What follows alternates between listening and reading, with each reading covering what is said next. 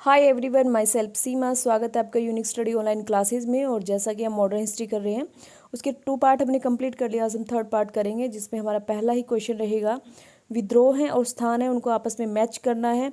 ये पूछा गया है कि भाई ये जो आप विद्रोह करने वाले हैं और यहाँ पे कौन कौन से प्लेस कहाँ कहाँ पर विद्रोह होता है। तो पहला जो विद्रोह है, भीलों के द्वारा विद्रोह किया गया था। तो भीलों के द्वारा 2 विद्रोह किया गया था, वो कहाँ? एमपी, मध्य प्रदेश और महाराष्ट्र में किया गया था। ठीक है। गोंड और खोंडों के द्वारा जो विद्रोह होता है वो कहाँ होता है? उड़ीसा में होता है। ठीक है। उसके बाद मेड़ों के द्वारा विद्रोह है, राजस्थान में होता है। और संथालों के द्वारा विद्रोह जो इम्पोर्टेंट है वो बंगाल और बिहार वाले एरिया में होता है। तो इसका जो क्वेश्चन है बनेगा आपका, वो बनेगा आपका बी, राइट। ठीक है, बी। नेक्स्ट चलते हैं। 1857 का विद्रोह हुआ था। आपसे पूछा जा रहा है कि भाई क्या ये सारे कारण उस विद्रोह के लिए उत्तरदायी है या कौन सा नहीं है इनमें से। तो ब्रिटिश के प्रति असंतोष, धर्म जाति को लेके, किसानों के दस्तकारों की बर्बादी, ये सारे इंपॉर्टेंट है। क्यों है? आपको पता है कि ब्रिटिश से नाराज थे भारतीय।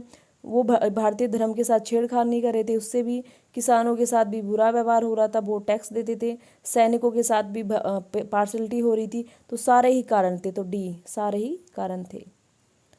पोलीगर क्या होता है? इंपॉर्टेंट क्वेश्चन है भाई। पोलीगर क्या होता है? पोलीगर जो होते हैं ना, वो होते हैं आपके जमींदार। तो जमींदारों को पोलीगर कहा गया था। दक्षिण भारत में अंग्रेजों के खिलाफ विद्रोह करने वाले जमींदारों को पोलीगर कहा गया था। ठीक है। और 1795 से 1805 तक के दक्षिण में जो विद्रोह हुए थे जबरदस्त, वो इन्हीं के द्वारा किए गए थे। और इतिहासकारों ने इन्हें स्वाधीनता का पहला युद्ध कहा है। ठीक है। इनके युद्धों को स्वाधीनता का पहला युद्ध कहा है इतिहासकारों ने। ठीक है। ये जमींदार थे जिनको पोलीगर कहा जाता था। इसमें कुछ मेन नेता भी रहे हैं, जैसे मुरुद पाडियन है, कोट बोमन है, पाइचे राजा है। तो ये सारे इसके नेता रहे थे। तो इसका जो क्वेश्चन आंसर राइट है वो है 1। नेक्स्ट चलते हैं। वहाबियों के बारे में पूछा गया आपसे कि वहाबी क्या थे। तो वहाबी, आपको पता है वहाबी आंदोलन चला था। तो वहाबी आंदोलन में पूछा गया है कि वहाबी सैयद अहमद द्वारा स्थापित। तो जो वहाबी आंदोलन है ना, वो सैयद अहमद द्वारा स्थापित किया गया था। और ये एक मुस्लिम संप्रदाय का अनुयायी रहा है। इसका जो पर्पज़ था वो अंग्रेजों को उखाड़ना था। तो वहाबियों ने ब्रिटिश विरोधी गतिविधियां 1830 से लेकर 1857 के बाद तक इनकी गतिविधियां चलती रही थी। तो दोनों ही राइट है। तो उसका सी आंसर है। सैयद अहमद का, वहाबी सैयद अहमद ने वहाबी आंदोलन चलाया और इसने अंग्रेजों को बाहर खदेड़ने की कोशिश की, जिसने 1830 से स्टार्टिंग की और 1857 के बाद तक चीज़ें चलती रही। भारत में कंपनी का शासन कब समाप्त हुआ था? तो ये सभी को पता है। भारत में 1858 में कंपनी का शासन समाप्त हो गया था, क्योंकि उससे पहले जो शासन था वो किसका था? कंपनी का था। और उसके बाद जो आया वो ब्रिटिश सरकार का शासन आ गया था। महारानी विक्टोरिया की 1858 की घोषणा से रिलेटेड आपसे कुछ पॉइंट पूछे गए हैं, तो आपको भी पॉइंट बताने कि क्या ऐसा कुछ था क्या। तो देखिए, ये कह रहे हैं कि जो महारानी विक्टोरिया थी वो 1858 में जो घोषणा कर रही थी, क्या उसमें महारानी विक्टोरिया ने जो घोषणा की थी उसको कैनिंग ने पढ़ के सुनाया था इलाहाबाद में? बिल्कुल राइट है। गवर्नर जनरल कैनिंग ने इलाहाबाद में पढ़कर सुनाया था। घोषणा में कहा गया था कि प्रशासनिक सेवाओं में किसी भी धर्म और जाति का व्यक्ति प्रवेश पा सकेगा। मतलब ये कह रहे हैं कि कोई भी धर्म और जाति का व्यक्ति यहाँ आ सकता है, किसी के साथ पार्शलिटी नहीं होगी। तो ये दोनों ही राइट है। तो इसके दोनों आंसर राइट है। 1861 के एक्ट के तहत प्रांतीय प्रशासन में हुए परिवर्तनों के संदर्भ में निम्नलिखित कथन आपको बताने हैं कि 1861 का जो एक्ट आया था उसमें क्या ये सारी चीज़ें थी? तो वो हमें देखनी है। तो पहला क्या रहेगा? पहला था बंगाल, मद्रास और बम्बई। तो दोबारा पढ़ते हैं। बंगाल, मद्रास और बम्बई प्रांतों के लिए विधान परिषदें बनाई गई थी। तो ये बिल्कुल राइट है। जब 1861 का जो एक्ट था उसके तहत है ना, क्या हुआ था? बंगाल, मद्रास और बम्बई में प्रांतों के लिए विधान परिषदें बनाई गई थी। प्रांतीय विधान परिषदों को केंद्रीय विधान परिषदों के अधिकारों से अधिक अधिकार दिए गए थे। ये बिल्कुल गलत है। प्रांतीय विधान परिषदों को केंद्रीय विधान परिषदों से अधिक अधिकार कैसे दिए जा सकते हैं? कम अधिकार थे और भी सीमित थे। प्रांतीय विधान परिषद में कार्यकारी परिषद के सदस्यों के अलावा 4 से 8 तक अतिरिक्त सदस्य थे। ये भी राइट है। तो 1 और 3 राइट है और ये जो है बीच वाला आपका 2 ये रॉन्ग है। तो आपका जो राइट आंसर जाएगा वो जाएगा 1 और 3 राइट है, बी आंसर। ठीक है। ये भी ठीक है, ये भी ठीक है, बट अधिकार ज़्यादा नहीं किए थे प्रांतों के, कम थे। तो ये रॉन्ग है। नेक्स्ट चलते हैं। इंडिया कौंसिल एक्ट 1892 के संदर्भ में कुछ बातें बताई गई है, तो ये आपको बतानी है। ये कह रहे हैं कि इसके तहत केंद्रीय विधान परिषदों, इस एक्ट के तहत केंद्रीय विधान परिषद और प्रांतीय विधान परिषदों के अतिरिक्त सदस्यों की संख्या बढ़ा दी गई थी। तो बिल्कुल बढ़ा दी गई थी। जनता द्वारा चुने गए प्रतिनिधियों की व्यवस्था की गई थी। तो आपको पता है जनता के द्वारा तो ये प्रतिनिधि ले ही नहीं रहे थे, तो ये तो बिल्कुल रोंग है। विधान परिषदों को कुछ अधिक अधिकार दिए गए थे, ये भी राइट है। इसके तहत विधान परिषद में कुछ सदस्यों को अप्रत्यक्ष रूप से चुन लेने की भी मंजूरी दी गई थी। तो ये भी बिल्कुल राइट है। इंडिया काउंसिल एक्ट जो कानून है वो पार्लियामेंट में 1892 में पास हुआ था। ठीक है, तो उससे रिलेटेड ये बातें हमसे पूछी गई हैं। पूछा गया है कि इसमें क्या क्या आ गया था कि विधान परिषद और प्रांतीय विधान परिषद के अतिरिक्त जो सदस्यों की संख्या बढ़ा दी गई थी। तो बिल्कुल सदस्यों की संख्या इस एक्ट में बढ़ा दी गई थी। ठीक है, पर जनता के द्वारा कोई चुनित नहीं था, क्योंकि भारतीय चुनते तो भारतीय सदस्य जाते। विधान परिषद के कुछ अधिक अधिकार इसमें दे दिए गए थे, और इसके तहत विधान परिषद में कुछ सदस्यों को अप्रत्यक्ष रूप से चुन लेने की मंजूरी दे दी गई थी। तो इसका जो राइट आंसर है वो आपका रहेगा ये वाला। नेक्स्ट चलते हैं। इंग्लैंड से भारतीय सरकार पर नियंत्रण के संदर्भ में निम्नलिखित कथनों पर विचार करना है। इंग्लैंड से भारतीय सरकार पर जो कंट्रोल होता था, इन बातों से आपको बताना है। 1870 में आपसे पता है क्या, दो क्वेश्चन याद हो जाएंगे, तो ये पता चल जाएगा भी कब क्या हुआ था। तो 1870 में, तो जो 1870 में इंग्लैंड के बीच टेलीग्राफ संबंध स्थापित होने से दैनिक विचार विमर्श संभव हो गए थे। तो हमें क्या याद हो जाता है कि भाई जो टेलीग्राफ संबंध है कब स्टार्ट हुए थे, 1870 में हो गए थे। ये क्वेश्चन याद हो गया। तो 1870 में इंग्लैंड और भारत के बीच टेलीग्राफ संबंध स्थापित हो गए थे, और आपस में विचार विमर्श, भाई यहाँ पे क्या गतिविधि हो रही है, क्या कुछ हो रहा है, तुरंत क्या एक्शन लेना है, तो वो चीज़ें बात स्टार्ट हो गई थी। 1869 में स्वेज नहर के खुल जाने से भूमध्य सागर और लाल सागर एक दूसरे से जुड़ गए, जिससे इंग्लैंड और भारत के बीच दूरी काफ़ी कम हो गई। तो पूछे भाई स्वेज नहर कब खुली, तो 1869 में। तो ये वाला भी इम्पोर्टेंट है। तो हमारा जो राइट आंसर जाता है वो है 1 और 2, दोनों ही इसमें राइट है, ये वाला। नेक्स्ट चलते हैं। अंग्रेजों द्वारा गठित स्थापित शासन के संदर्भ में निम्नलिखित कथनों पर विचार करना है। 1882 में जो अंग्रेजों ने स्थानीय शासन होता है, जो ठीक है गांव से, तहसीलों से रिलेटेड, जिलों से रिलेटेड जो शासन होता है, उस पर क्या कुछ कार्य किया है, तो वो हमें पढ़ना है इसमें। 1882 के बाद ग्रामीण क्षेत्रों में जिला बोर्डों का गठन किया गया था, ये राइट है। ग्रामीण क्षेत्रों में जिला बोर्डों का गठन कब किया गया था? 1882 के बाद। 1882 के बाद स्थानीय शासन की संस्थाओं में निर्वाचित सदस्यों को भी शामिल किया गया था। निर्वाचित सदस्य है तो जो उनको शामिल किया गया था किसमें? स्थानीय शासन की संस्थाओं में निर्वाचित सदस्यों को शामिल किया गया था, मगर उन्हें केवल धनी लोग ही वोट कर सकते थे। तो ये भी राइट है। जो वोटिंग तो होने लगी थी, ओनली धनी लोग ही वोट कर सकते थे। भारतीय नेताओं ने गांव के स्तर पर स्थानीय स्वशासन की व्यवस्था स्थापित करने की मांग की थी, ये भी राइट है। तो ये कहीं ना कहीं स्थानीय स्वशासन के बारे में बात है कि पहला तो ये कह रहे हैं कि भी जिला बोर्डों का गठन हो गया था, ये भी ठीक है। उसके बाद निर्वाचित सदस्य भी आने लगे थे, यहाँ स्थानीय स्वशासन में निर्वाचित सदस्य भी आने लगे थे, बट बाकायदा एक शर्त थी कि धनी लोग ही वोटिंग कर सकते थे। उसके बाद थर्ड जो पॉइंट है, भारतीय नेताओं ने गाँव के स्तर पर स्थानीय स्वशासन की व्यवस्था स्थापित कर दी थी, तो ये भी राइट है। ये ज़्यादातर क्वेश्चन, सभी क्वेश्चन एनसीईआरटी से, एनसीईआरटी बेस्ड क्वेश्चन है ये। ब्रिटिश भारत में वित्तीय प्रशासन के संदर्भ में निम्नलिखित विचार कीजिए। तो ये क्या कह रहे हैं कि जो वित्तीय प्रशासन संदर्भ है, तो पहला 1860 में बजट की व्यवस्था शुरू की गई थी। बजट की व्यवस्था कब शुरू की गई थी? वित्तीय प्रशासन से रिलेटेड बात है। ब्रिटिश जब प्रशासन भारत में चल रहा था, तो वो कभी स्थानीय को लेके कुछ कार्य करते थे, कभी वित्तीय को लेके कुछ कार्य करते थे। तो 1860 में बजट की व्यवस्था शुरू की गई थी। प्रत्येक स्रोत, प्रत्येक सोर्सेज से होने वाली अनुमानित आय का ब्यौरा तैयार किया जाता था। तो कब स्टार्ट हुआ था? 1860 में। अफीम तथा नमक के उत्पादन और बिक्री पर सरकार का एक अधिकार था। अफीम पर और नमक पर बिक्री पर सरकार का एक अधिकार था।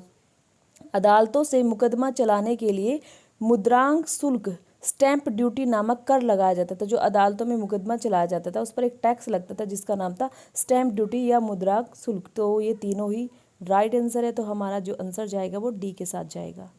नेक्स्ट चलते हैं। 1857 के विद्रोह के बाद सेना के पुनर्गठन के संदर्भ में निम्नलिखित कथन हमें बताने हैं कि 1857 का विद्रोह हुआ था, उसमें सेना में चेंज कर दिया गया था, सेना को घटाया गया, बढ़ाया गया, अलग अलग किया गया, तो वो चेंज किए गए थे, वो हमें पढ़ने हैं। पहला, यूरोपीय सैनिकों और ब्रिटिश सैनिकों की इकाइयों को मिला दिया गया था। यूरोपीय सैनिक और ब्रिटिश सैनिकों की इकाइयों को मिला दिया गया था, राइट है। भारतीयों को दो वर्गों में बांटा गया, एक वर्ग वीर लड़ाकों का, तो दूसरा जो उनके जो वीर लड़ाके नहीं थे, तो ये वाला भी राइट है। मतलब क्या कह रहे हैं, पहले तो यूरोपीय सैनिकों और ब्रिटिश सैनिकों की इकाइयों को क्या कर दिया गया, मिला दिया गया भाई, जो भी भारत यूरोपीय थे और जो भी ब्रिटिश थे सबको एक जगह कर दिया गया था। भारतीयों को दो वर्गों में बांट दिया गया था, एक तो वीर लड़ाकू जो रहे थे और एक जो वीर लड़ाके नहीं थे, ठीक है। उसके बाद भारतीय सेना और यूरोपीय सेना का अनुपात क्रमशः 1:2 कर दिया गया था, तो यही रोंग है, 2:1 किया गया था, 1:2 नहीं, 2:1, और बाद में से बढ़ाकर 5:2 कर दिया गया था। पहले इतना, बाद में बढ़ा के, आपसे पूछा जाए बाद में बढ़ा के कितना कर दिया गया, तो 5:2 कर दिया गया था। तो आपका जो आंसर है वो ये 3 रोंग है, फर्स्ट और सेकंड राइट है, तो फर्स्ट और सेकंड सी आंसर आपका राइट है। नेक्स्ट चलते हैं 1857 के ईस्वी के बाद सैनिक राजाओं के प्रति ब्रिटिश नीति के संदर्भ में निम्नलिखित कथनों पर विचार करना है। तो ये क्वेश्चन आपका रहेगा, महारानी विक्टोरिया ने भारत की साम्राज्ञी की पदवी 1876 ईस्वी के एक्ट के तहत धारण की थी। अभी हमने पढ़ा था ना कि भारत की साम्राज्ञी कौन बनी थी, महारानी विक्टोरिया, जो 1858 के एक्ट में बनी थी। तो इसने क्या किया था, इसने पदवी 1876 के एक्ट में धारण की थी। जो ये पदवी है ना, ये 1876 के एक्ट में धारण की गई थी। हालांकि जो है ये मतलब इस एक्ट के दौरान धारण की गई थी, पर जो ये पदवी ली थी ना, ये 1 जनवरी 1877 को इसने जो पदवी धारण की थी। पर किस एक्ट के दौरान ली थी, एक्ट पूछा जाए तो 1876 में के एक्ट के दौरान। और वैसे कब ली गई थी, 1 जनवरी 1877 को ये जो धारण इसने कर ली थी। उसके बाद उत्तराधिकार के नाबालिग होने पर राज्य का शासन अंग्रेज चलाते थे, ये बिल्कुल राइट है। अगर कोई उत्तराधिकारी नहीं है तो जो नाबालिग है और उत्तराधिकारी मर गया, जो आगे है वो नाबालिग है, तो शासन को अंग्रेज संभालेंगे, कोई और नहीं संभाल सकता, तो ये राइट है। राज्य के उत्तराधिकार के हर मामले में ब्रिटिश राजसत्ता या भारत में उसके प्रतिनिधि वायसराय की अनुमति प्राप्त करना जरूरी था, ये भी कंपलसरी था। राजाओं को अन्य देशों के साथ संबंध स्थापित करने की अनुमति दी गई थी, ऐसा तो बिल्कुल भी नहीं है, कोई अनुमति नहीं थी। जब वो अपना ही प्रशासन नहीं संभाल सकते थे अपनी मर्जी से, तो वो दूसरों के साथ तो कैसे हाथ मिला सकते हैं। तो तीनों ही राइट हैं उसके। पहला रहेगा कि उसने 1876 के एक्ट के अनुसार ये भारत की साम्राज्ञी की पदवी ली थी, और ली कब थी, 1877 में ली थी, 1 जनवरी 1877 को। नाबालिग होने पर उत्तराधिकारी अगर छोटा है तो अगर प्रशासन को अंग्रेज संभालेंगे जब तक वो बड़ा होगा। उसके बाद क्या होता, कुछ भी आपको पूछना है राज व्यवस्था के बारे में, राजसत्ता के बारे में, तो अंग्रेजों से पूछना पड़ेगा। और राजाओं को कोई भी अनुमति नहीं थी, तो 1 और 2 और 3 ये राइट है, बाकी जो आपका नेक्स्ट वाला रॉन्ग है, तो ये वाला राइट है। ब्रिटिश साम्राज्य का इस्पाती चौखटा किसको कहा जाता है, तो ये इंपॉर्टेंट क्वेश्चन है।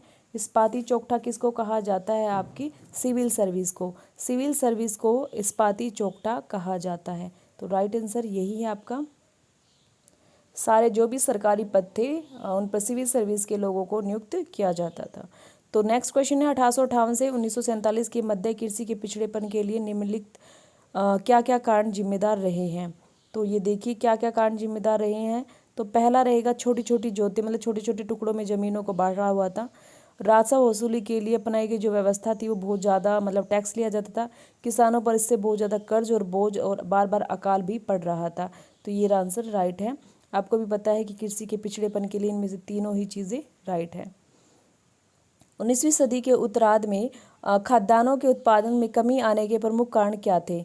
तो ये जो 19वीं सदी में खाद्यान्नों में जो खाने की चीज़ों में कमी आने लगी थी, उसका रीज़न ये था कि इन्होंने क्या किया था, जो व्यावसायिक फसलें थी ना उसके उत्पादन पर जोर दिया था, जो बिक्री के लिए, जो इससे उनको आमदनी ज़्यादा आती है।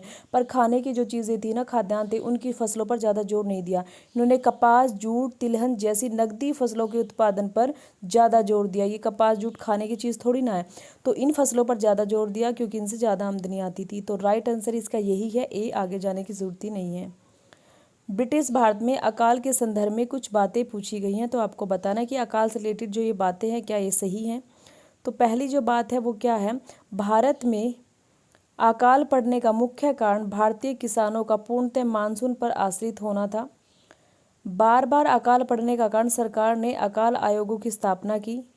प्रशासकों के मार्गदर्शन के लिए अकाल संहिता बनाई गई।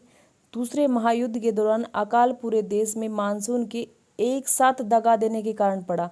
मतलब ये कह रहे कि सारे देश में मानसून ने एक साथ दगा दे दी, सब जगह अकाल पड़ गया। देखिए दोबारा समझिए ये क्या कह रहा है। भारत में अकाल पड़ने के मुख्य कारण भारतीय किसानों का पूर्णतः मानसूनों पर आश्रित होना है। ये कह रहे कि अकाल भारत में जो खाद्यान्नों का ये चीज़ों का अकाल पड़ता था उसका मुख्य कारण भारतीय जो है वो मानसून पर ही आश्रित रहते थे। अगर बारिश होती या चीज़ें होती तो वो खाद्यान्न हो जाते थे, अगर नहीं होती तो खाद्यान्न कम होते थे। तो ये उनका आश्रित होना भी कहीं ना कहीं अकाल का कारण रहता था। बार बार अकाल पड़ने के कारण सरकार ने अकाल आयोगों की स्थापना की थी। बिल्कुल सरकार ने अकाल आयोगों की स्थापना भी की थी और 1883 में 1,15,00,000 रुपए राहत कार्य और बीमा के लिए प्रतिवर्ष देने का निर्णय भी लिया था। ठीक है, बाद में हालांकि कुछ इस तह तक तो पहुंचा नहीं गया कि अकाल कैसे पड़ा, पर हाँ ये अपनी तरफ से कोशिश जरूर की थी। और 1880 में अकाल आयोग ने कुछ सुझाव दिए थे, वो इन्होंने नहीं माने थे। यही अकाल संहिता भी बनाई गई थी। बट ये वाला रोंग है कि महायुद्ध के दौरान अकाल पूरे देश में एक साथ नहीं पड़ा था। अकाल तो अलग अलग जगह अलग अलग सिचुएशन के अकॉर्डिंग ही पड़ते थे। तो आपका जो राइट मिलेगा वो 1, 2 और 3 मिलेगा। नेक्स्ट है, ब्रिटिश भारत में किसान ऐसी फसलें उगाने लगे जिनके बाजार में ज़्यादा कीमत मिलती थी। तो ये राइट है। ज़्यादातर वही फसलें वो उगाते थे जिनकी जो ज़्यादा क्या होती थी, कीमत मिलती थी। सिंचाई वाले क्षेत्रों में फसलें पैदा करने से ज़्यादा खर्च आता था क्योंकि किसानों को नहरों के पानी का पैसा देना पड़ता था। तो ये भी राइट है। तो मतलब उनका खर्चा ज़्यादा लगता था, ऊपर से उनकी कुछ आमदनी नहीं होती थी। और जो ब्रिटिश है वो भारतीयों से ऐसी फसल उगाते थे जिनकी ज़्यादा से ज़्यादा कीमत हो चुके। तो ये दोनों ही राइट है, दोनों एक दूसरे की व्याख्या कर रहे हैं।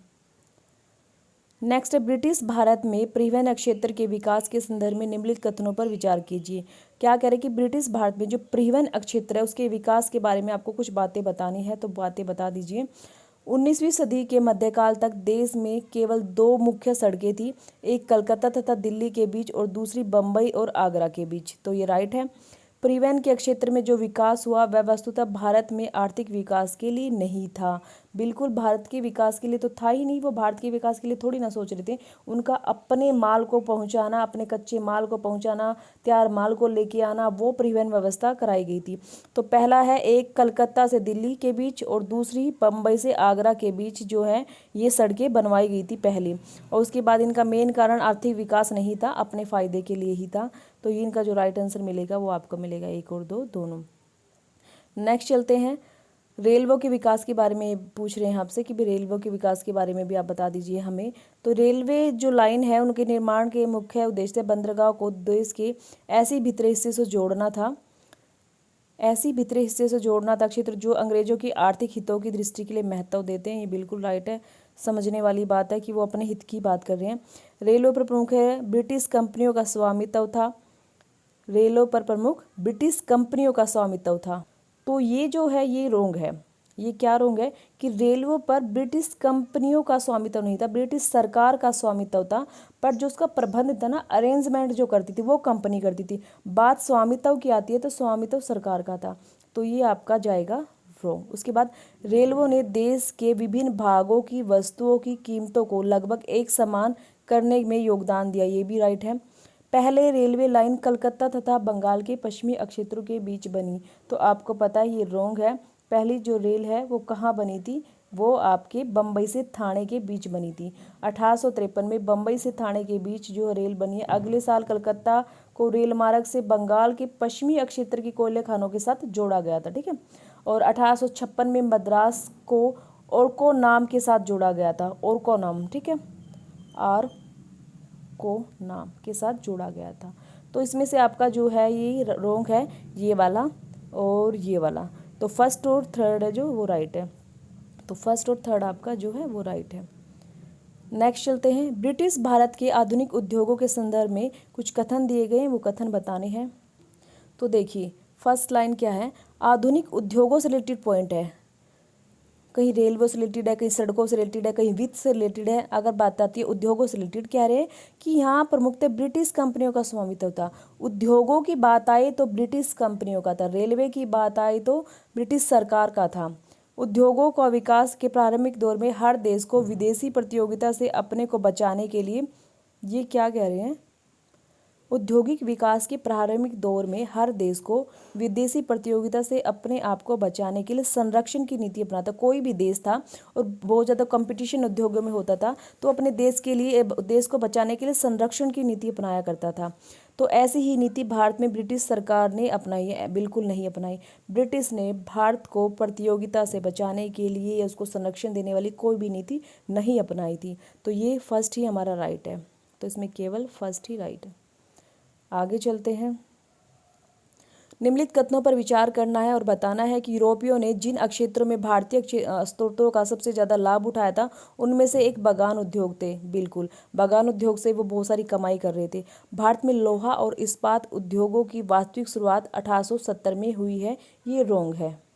देखो, ये तो हमें पता है कि जो आपका ये है सब बगान उद्योग, पहले नील उद्योग था। 1805 में नील उद्योग सबसे मेन चीज़ सबसे मेन बगान बन गया था अंग्रेजों का। सबसे मेन क्या था? नील। उसके बाद चाय बगान आ गया था। पर जो ये 1870 में लोहा और इस्पात उद्योग की वास्तविक शुरुआत नहीं हुई थी। लोहा गलन की शुरुआत, मतलब लोहे को पिघलाने की शुरुआत 1874 में हुई थी। 1874 में। बट ये आपसे क्या कह रहा है कि लोहे उद्योग की वास्तविक शुरुआत जो हुई है ना, वो 1905 में जमशेदपुर में प्रसिद्ध Tata iron and steel company का कारखाना स्थापित हुआ था। कब? 1905 में। तो वास्तविक शुरुआत तो 1905 में हुई थी।